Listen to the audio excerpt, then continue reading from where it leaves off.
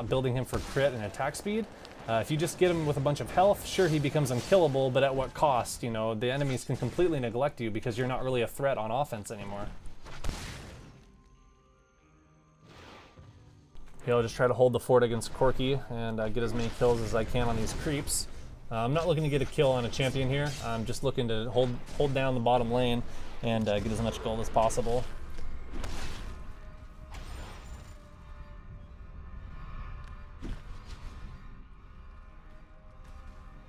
Again, always checking brushes with my cleaver.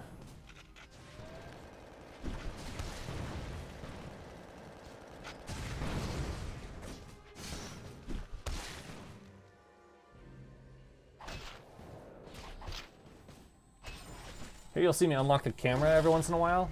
Typically I play with a locked camera that focuses on my character, but I also have a mouse button that unlocks my camera and allows me to freely look around. So every once in a while I will unlock my camera just to get a better view of the battlefield and see what's going on.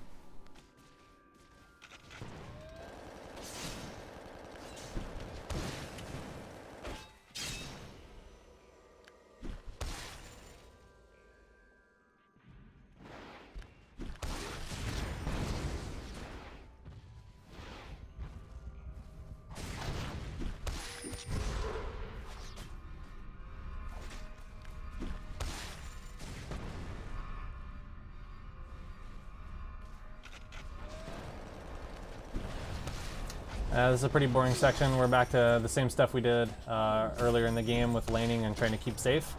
Another Destiny by Twisted Fate and another no-show. And we're still putting points into E and Q, again, totally neglecting W.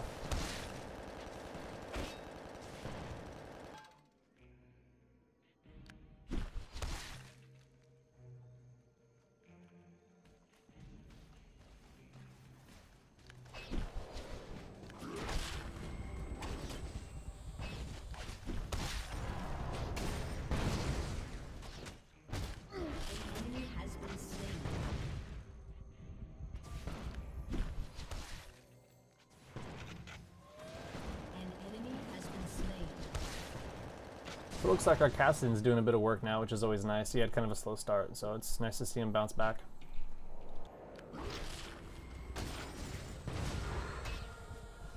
Again, Scion activates Ghost, and we're ready to do this this Corki kill, but he goes out of the way, and he has Valkyrie stocked, so really it's kind of just a futile effort to try to chase after him at this point, but there will come a day.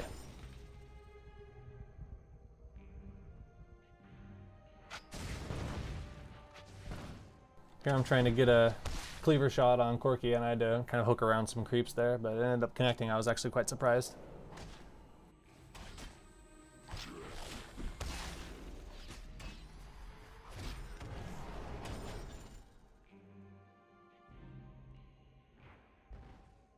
Yeah, so that cleaver, while it seemed innocent enough, actually forced Corki to go back. And now we're able to just sit here and beat on this tower and do, you know, over 50% damage to it before Shen comes back. Again, cleansing out of his taunt, not really doing much to me. And always trying to keep myself at full health whenever I fall below half with my ultimate. Here we get a little bit of a gank by Vladimir. And unfortunately I can't save Scion. I tried to throw a cleaver, but Sanguine Pool from Vladimir just made it go right through him. And I just got out of there and saved myself. That's something that is important to know, is like when you should be saving your teammate and when you know that there's just no chance they're gonna get out. Because sacrificing one person on your team is a lot better than sacrificing two. So while it may seem really cold that I run right by him, it's really the only thing I could have done there. I wasn't going to outdamage all of those characters, so. And now we have people coming from mid, so we're gonna get ready here for a big team fight at bottom tower.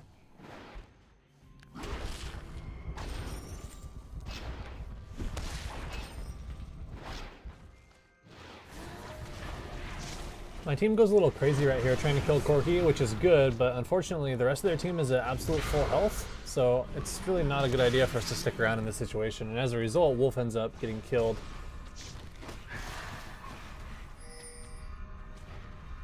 Here I'm going up to mid to try to stall Rammus from taking this tower. Unfortunately, I didn't realize that I was much too late, and that he can tank the tower damage all by himself and end up taking out our mid.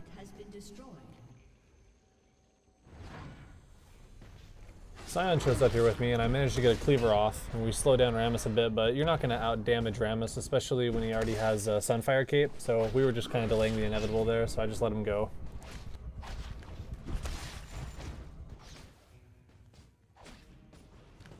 It's also important to note that sometimes in solo queue games, especially when you don't have voice communication with your teammates, it's better to just make your actions very clear, like such as running the complete opposite direction, to make it obvious to the other person that you're not going to stick around and fight like that. And here I'm running back to the tower, porting back. I'm going to be able to get my Zeal, sell my Doran Shield, and then buy Spirit Visage.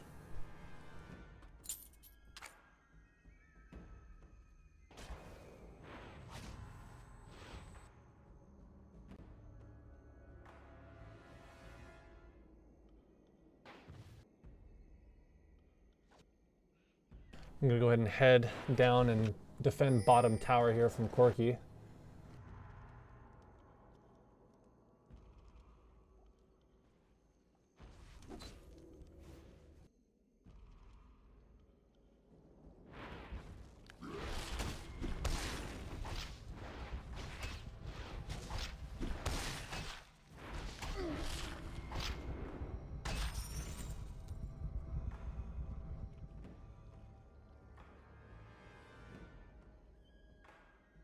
I was going to head up mid there to go help Morgana, but then Corki showed his face down here, so I decided to stay, see if we can make something happen.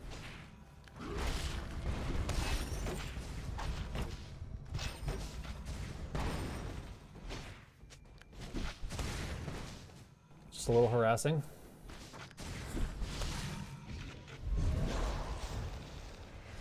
Twisted Fate comes in, I managed to hit him with the cleaver and start beating on him a little bit. Unfortunately, our Kassadin got a little too overzealous there and ended up paying for it. An enemy has been slain. Morgana comes in to finish off the Corki. An ally has been slain. People are dying left and right. And then we make a pretty big push here. Now Morgana's going to go ahead and help the fight that's happening in the middle of the lane. And I'm going to finish here before I go help him.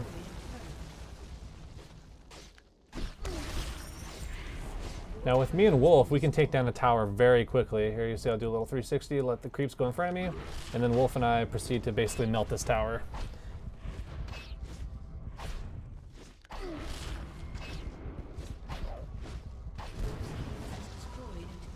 Anytime you get 2 towers in one push, that's a great job by your team.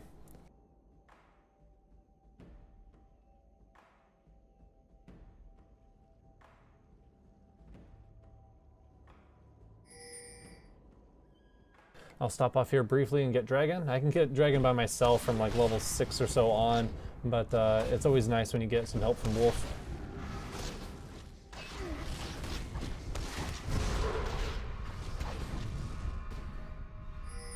And Shen ports over the wall just as we finish it up.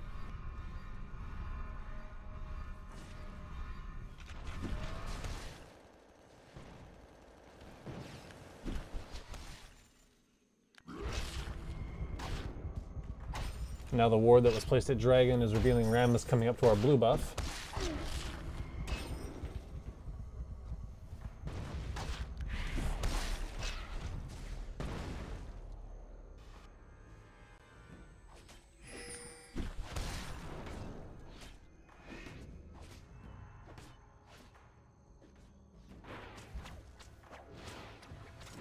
Your turret has been Twisted Fate takes bottom, nothing we can do about that. No sense worrying about it.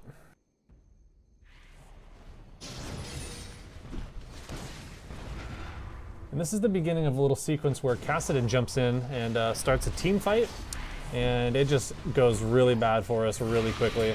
We lose Morgana right at the start here, and that's pretty much a death sentence for a team fight to lose somebody like Morgana. And then Scion falls, Kassadin falls, Wolf ends up getting a little kill on Corki down here, which is nice, but unfortunately it's all for naught as he ends up falling as well.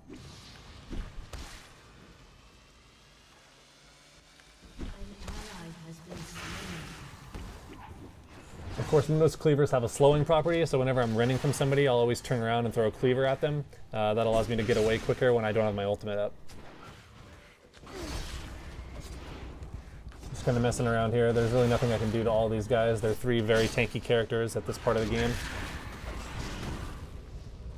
Just kind of showing face so they don't all beat on the tower simultaneously. Try to delay them as long as I can for our teammates to come back and defend our inhib tower at mid.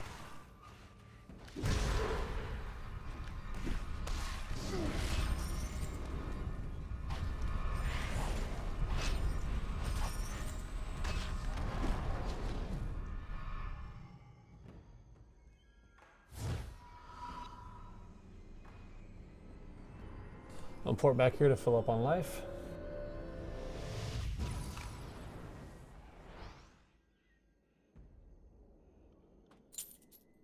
And I'm able to start completing more and more of my Phantom Dancer with each trip back to base. And I'll grab a few wards to set up our team for a more advantageous position in a team fight next.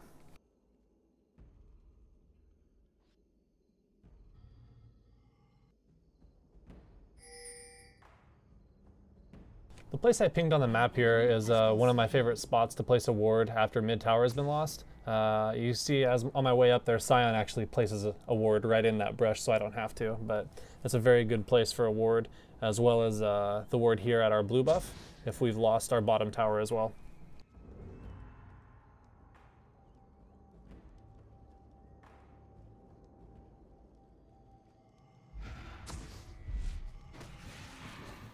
That ward I just placed covers escape routes really well if they're going down to Dragon, or if they're getting in position at bottom brush there for an ambush at mid.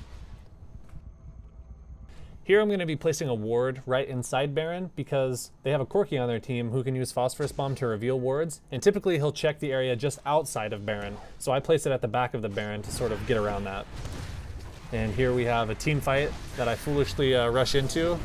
Turn on my W and just start beating on Vlad. I'm trying to kill Vlad is really the whole purpose of me being in here, so he can't just Hemo Plague our entire team. Unfortunately, I die, which is too bad, and we end up letting a lot of people get away with really low health, which is really unfortunate.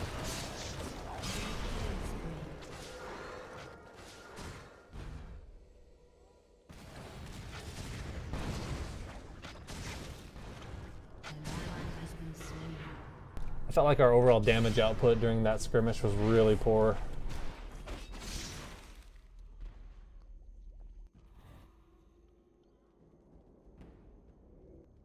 Yep, that was a 3 for nothing. Not a good trade.